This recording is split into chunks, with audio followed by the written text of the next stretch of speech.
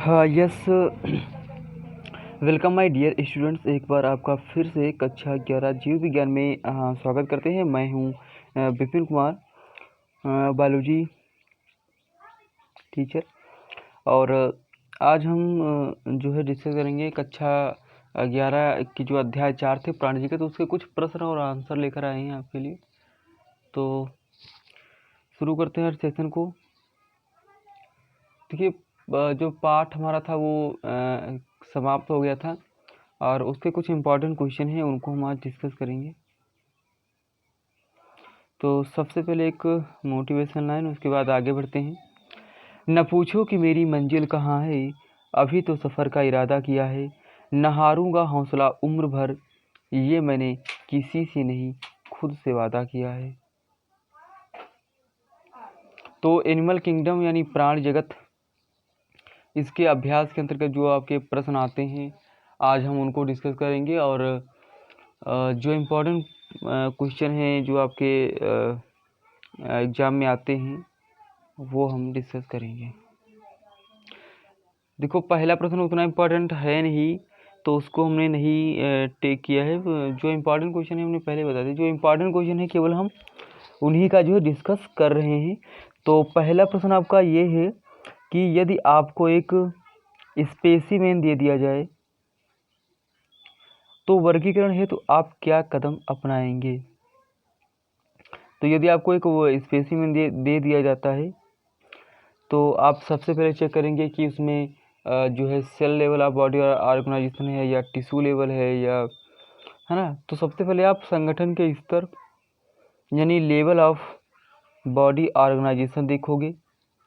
उसके बाद patterns in organisation का पैटर्न किस प्रकार से है, सिमेट्री किस प्रकार से है, यानी रेडियल है, मतलब रेडियल है या बाइलेटरल है, इस प्रकार से। उसमें जो संगठन किस प्रकार से है, यानी डिप्लोब्लास्टिक है, ट्रिप्लोब्लास्टिक है।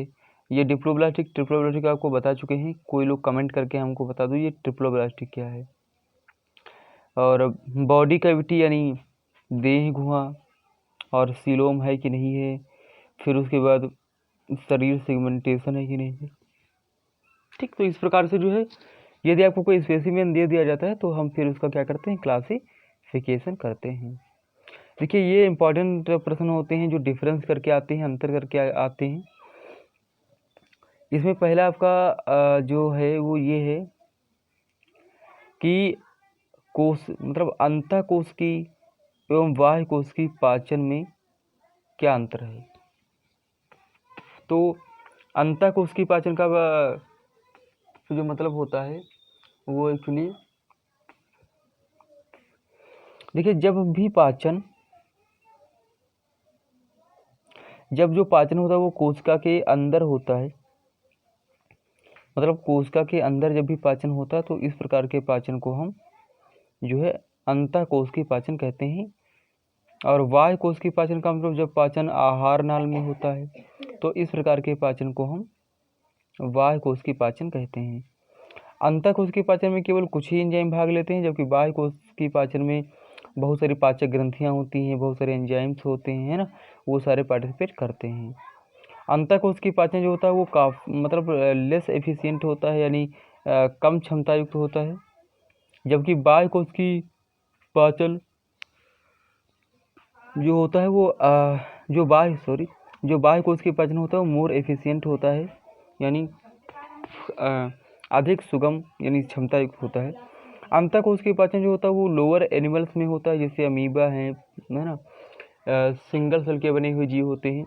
जबकि जो बाह्य कोश की पाचन होता है ये हायर एनिमल में होता है, जैसे मनुष्य है, कारिटा के बहुत सारे जीव हैं जिनमें कुल मिलाकर के जिनमें पाचन तंत्र पूर्ण रूप से विकसित होता है, ठीक है, उनमें होता है। अगला आपका है प्रत्यक्ष डेवलपमेंट और अप्रत्यक्ष डेवलपमेंट में क्या अंतर है। तो प्रत्यक्ष डेवलपमेंट का मतलब ये होता है प्रत्यक्ष और अप्रत्यक्ष। देखिए, इसको बोलते हैं डायरेक्ट डेवलपमेंट और इसको बोलते हैं इनडायरेक्ट डेवलपमेंट। डायरेक्ट डेवलपमेंट का भी मतलब ये होता है कि जब किसी भी जीवधारी का जो विकास होता है वो जीव से सीधे जीव बन जाए, कोई बीच में लार्वा अवस्था ना पाई जाए, कोई भी बीच में लार्वा स्टेज ना पाई जाए, तो इस प्रकार के डेवलपमेंट को हम बोलते हैं डायरेक्ट डेवलपमेंट। और जब इस प्रकार का डेवलपमेंट होता है कि जिसमें बहुत सारे लार्वा या कई लार्वा स्टेज बनते हैं, तो इस प्रकार के डेवलपमेंट को हम बोलते हैं इनडायरेक्ट डेवलपमेंट।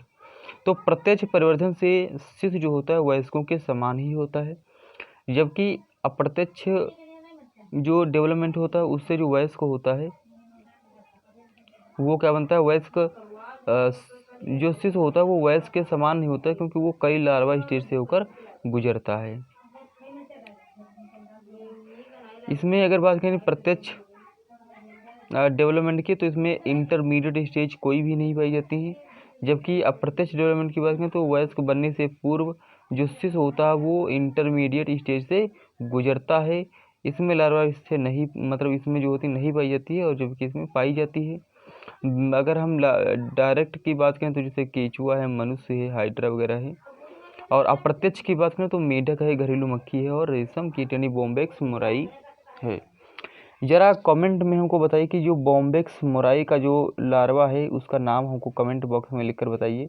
जो बॉम्बेक्स मोराई है उसका जो जूलॉजिकल नाम है वो क्या है, तो कमेंट बॉक्स में लिखकर बताइएगा। अगला जो प्रश्न है वो आपको बताना है कि क्या अंडजनक तथा जरायुज द्वारा उत्पन्न अंडे या बच्चे संख्या में बराबर होते हैं, यदि हाँ तो क्यों।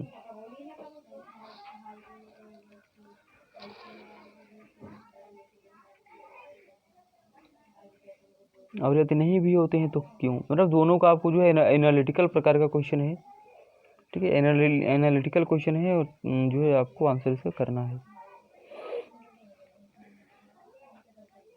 तो नहीं, जो ओविपेरस जंतु होते हैं उनसे बच्चा यदि मादा शरीर के बाहर था तो बाह्य वातावरण में विकसित होता है, अतः बहुत से अंडों के नष्ट होने की भी संभावना होती है।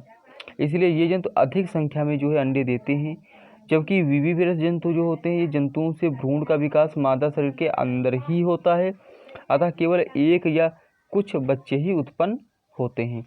यानी जो अंडजनक होते हैं ये न्यूमरस का मतलब होता है बहुत सारे, जिनको काउंट ही ना किया जा सके। तो न्यूमरस जो होते हैं वो एग्स को प्रोड्यूस करते हैं, ताकि बहुत सारे अंडे जो होते हैं बाह्य वातावरण में डिजनरेट हो जाते हैं।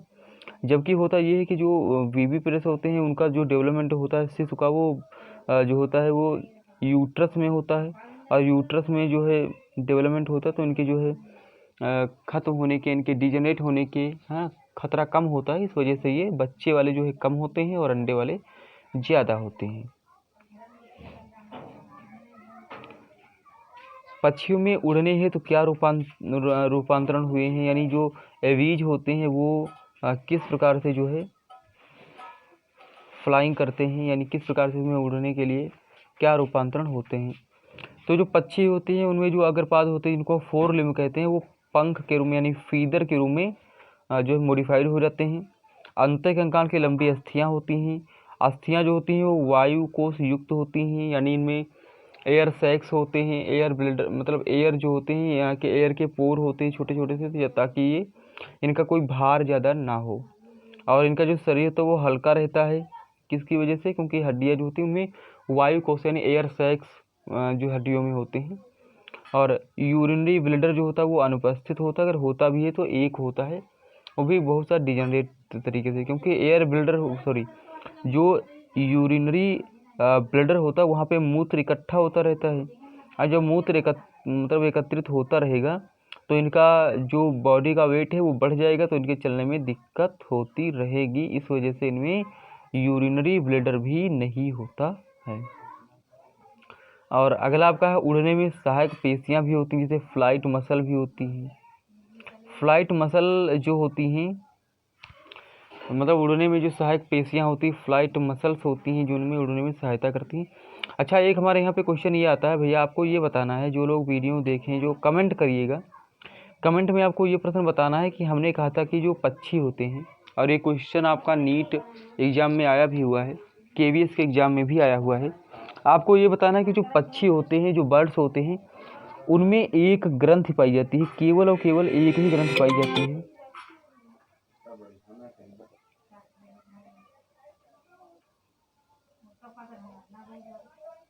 ठीक है। तो केवल एक इसमें ग्रंथि पाई जाती है। चलिए, सॉरी फॉर डिस्टर्बेंस के लिए, खेद है। तो जो पक्षी होते हैं उनमें उड़ने के लिए एक ग्रंथि पाई जाती है, और वो ग्रंथ कौन सी होती है, तो वो ग्रंथि आपको कमेंट बॉक्स में लिखकर हमको बतानी है कि एक्चुअली वो ग्रंथ कौन सी होती है। पक्षियों में एक ग्रंथि होती है, उसका आपको नाम बताना है, और वो ग्रंथ से जो है पक्षी जो होते हैं उनमें एक ही ग्रंथि होती है। पक्षी वर्ग में एक ग्रंथि पाई जाती है जो उनके टेल साइड में स्थित होती है, और उसका नाम आपको कमेंट बॉक्स में बताना है। और वीडियो अच्छा लगा हो तो उसको सब्सक्राइब कर लीजिए, और बेल आइकन है उसको भी आप ऑन कर दीजिए ताकि आपको नोटिफिकेशन मिलते रहें, और लाइक और शेयर भी कर दीजिए अपने दोस्तों के साथ में ताकि उनको भी पता चल सके। तो ठीक है, अपना ध्यान रखिएगा, मिलते हैं अगले वीडियो क्लास में। Till then, thank you, love you all.